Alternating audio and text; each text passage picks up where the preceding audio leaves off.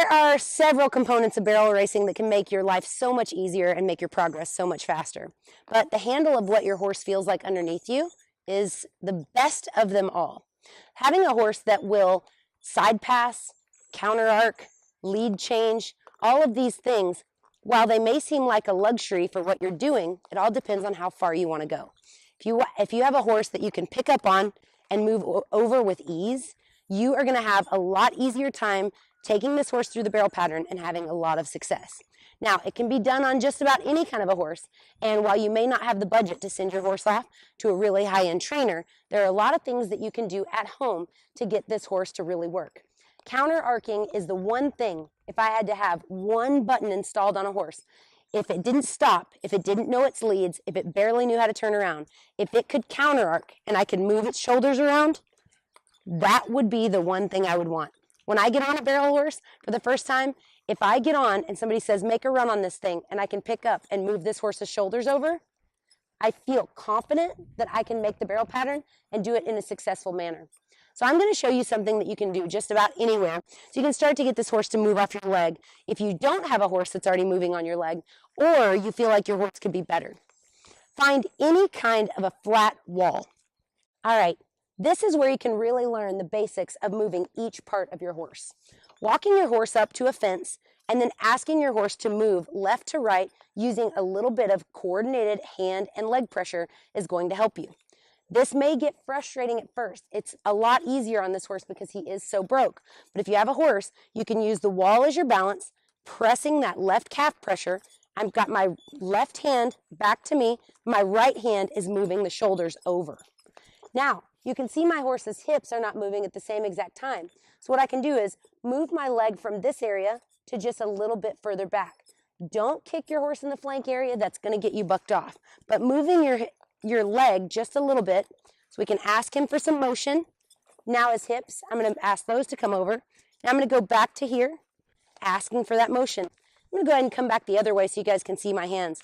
I'm pulling his nose back to me to the right, pushing with my left hand. Now those hips are out of place. I'm going to push my leg back. As I push back to ask for that hip to come back straight, I'm actually asking for a little bit more nose at the same time.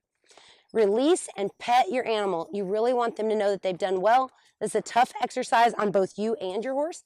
You want to make sure that they get plenty of reward time. That's not something to work on for hours on end. Every drill that you want to do, you want to do it just a little bit at a time. So one really hard drill that you can do is backing up. Now, you may have a horse that's not super soft to backing up. You can just start with backing across the width of the area that you ride in. When your horse really is backing nicely, you can put a little bit of leg pressure on them. When they drop their face, release pressure, pet your horse. Having that really nice back on your horse will make them raise up and be round. For my girls that have really hard running horses or 1D horses, this will strengthen everything over their loins by their SI joints, which later on in life, you may have to inject those areas. But if we can make those muscles as strong as possible, we can avoid a lot of vet work. Backing up should be an important part of what you're doing. When your horse feels really good, it's got his head collected, you want to make sure and reward them by giving it back to him. Let him sit there for a minute. If you want to get really fancy, you can back squares, which is a very advanced movement for your horses, but you can do it. You can also back circles with your horse. This will help you learn how to get this horse to move, hips, face, everything that you've got, but you've got to be really handy with your legs and your hands to be able to do one of these exercises.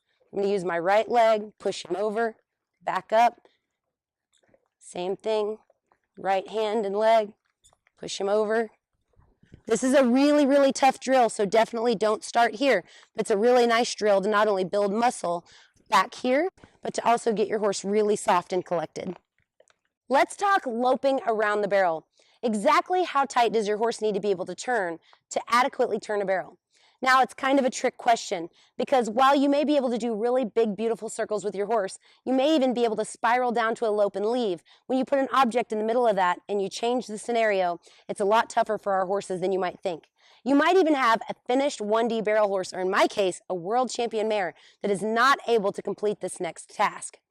I'm going to show you at the barrel exactly what I learned. I call these baby flow circles. I'm going to demonstrate them at a walk, but I want you to see. While training your horse, it's really nice to give them this big giant circle around the barrel. While you're going, you can just bounce some leg pressure off of them. No spurs, just calf pressure. Just keep a really nice, good, balanced circle.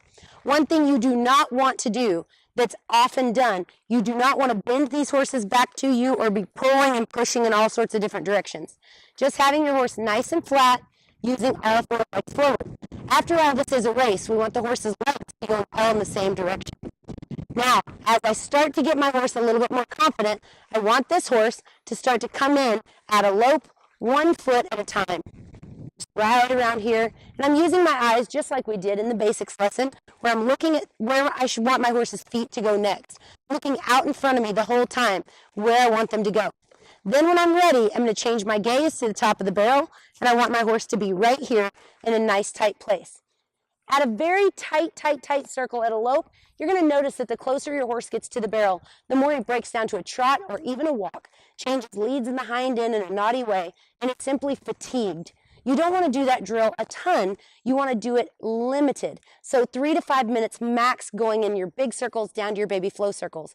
And in your baby flow circle, when you get down that tight, I never want you to go around that tight barrel at a lope more than 3 times. It's very hard on you, your animal, and their joints to just crunch around those barrels all the time. I see it 1,000 times at clinics. When I have a horse that's the top of the 1D or even a pro rodeo horse, they break down to a trot at the barrel. And that's how I know that we can speed that horse up even more by building up some more muscle in the hind end. So this will really get your horse thinking about that hind end. Remember, we don't want a lot of bend in this horse. We want him to stay straight because we want all 4 legs being used at the same time. When all 4 legs get moving in motion around the barrel, the horse is able to be sturdier in the turn and allowed to be faster when accelerating away from the barrel. Let's talk lead changes. Now, not everyone's going to be able to recognize leads perfectly, and that's okay. I typically find that when barrel racers stop horses because they're on the wrong lead and ask them to pick it up again, it can create a lot of friction between horse and rider. So, while this is an unconventional tip, this is something that I wholeheartedly believe in. While I love to circle and start my young horses off going the correct lead to the correct barrel first, it's not necessary. It will give you a huge advantage. But I caution you if you are a person that circles your horse before a run, even if your horse is finished. Make sure that if you take the time to circle, you're taking off in the correct lead. Otherwise, you just look like someone who's just going through the motions of someone else and not really learning their leads. Now, your horse doesn't need to know exactly how to change leads anywhere to be able to run an efficient barrel pattern. However, it's a huge advantage. If you're not really sure how to do that, we can cover it in a later lesson. But for now, I'm going to tell you exactly how I get my horses on the correct lead. When I turn the first barrel, no matter which direction a horse goes, when I'm teaching them, if they don't automatically pick up the correct lead, I typically like to run them over to the next barrel a lot faster. When I rush the barrel up onto them, they learn to be more efficient with their feet on their own, without a lot of tugging and pulling. If my horse relies on me being a babysitter and always stopping them, correcting them, and allowing them to go on, without me giving them the respect of going forward and figuring it out for themselves, they're always going to rely on me to babysit them at every single turn. So don't become an enabler of your horse. You want to just go ahead and get it out there. If your horse knocks its knees together at the second barrel from not changing leads between the barrels, he's going to not do that very often. He's going to start to learn the best way to get on the correct lead to make it more efficient for himself. So while it's not completely necessary, your horse should know how to do it on his own. When we see our horses running in the pasture, they do perfect flying lead changes without us on their back. So make sure to check your posture and your body. Practice these things in the warm-up pen, in the round pen, so that you can make your horse as soft as possible. That way, when your horse leaves the first barrel, you're not all out of balance anymore because you completed the balancing course. You're ready to ride forward and allow your horse to make those changes that he needs for himself. Okay, so we've identified all of the beginning steps to get our horse to really love to run barrels. But how do you know that you're ready to move forward, maybe with going through the entire barrel pattern? For me, I love to do those big giant circles that we talked about in the last course, where I can have my horse out here. What's really great is that you can do this drill at absolutely any time, even if it's just one barrel. But I want to move my horse really even, look at the barrel, get my horse to really work. Now, understanding that this horse is not going to be able at this level to lope around, then I just let him relax. Now, to this point, it would be really great for you to have one barrel in the middle of whatever space it is that you can ride in, and just start to work on that one barrel at a walk, at a trot, and at a lope. Of course, anything that you can do at a walk and a trot, it's a lot easier to then move to the lope. It's like crawling, then walking, then running. So you want to perfect this before you go any further. And there's no time limit. You're not going to fail out of barrel racing college by not finishing this in the right amount of time. Be patient with your animal and do what they can do at their speed. You don't want to rush them and beat their confidence down. You don't want to go too slow and dull them out and make them bored. You want to find that happy medium. So when your horse is ready and making a really pretty even turn at a lope and a trot at that barrel, you're ready to move on to the full barrel pattern. I hope that you loved this lesson. You've got so much to do before this course is completed. I won't take up any more of your time. Make sure and get your worksheets printed. Fill those out, complete them, and don't forget to go out in the arena, go out in whatever space you're riding in, have a lot of patience and a lot of fun with your horse today, and go complete some of these drills so that you can feel the most confident heading into the next course. I'll see you in the next lesson.